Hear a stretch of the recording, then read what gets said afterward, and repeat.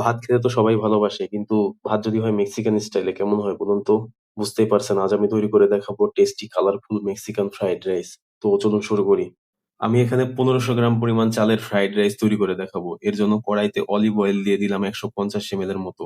তেল গরম হয়ে গেলে দিয়ে দিব পেঁয়াজ রসুন কুচি, দুইটা মিলিয়ে 1 কাপের মতো দিয়ে দিয়েছি। দিয়ে দিব 5 টেবিল চামচ টমেটো পেস্ট। সুইট কর্ন দিয়ে দিব হাফ কাপ পরিমাণ।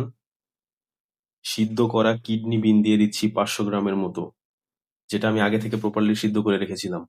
পানি দিয়ে দিলাম 2 কাপ। স্টোক ওয়াটারও ব্যবহার করতে পারবে। এবার পাপরিকা ফ্লেক্স দিয়ে দিচ্ছি 2 টেবিল চামচের মতো।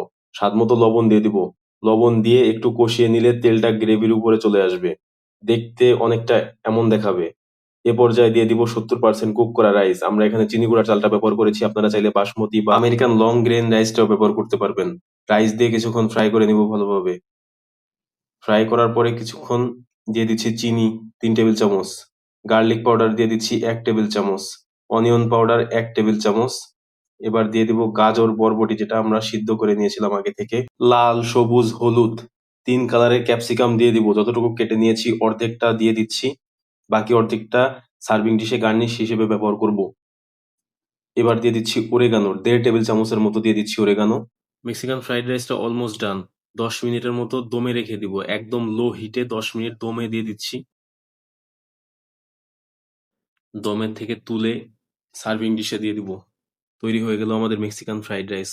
If you enjoy this recipe, don't forget to hit like button. Drop a comment below. Share this video with your foodie friend.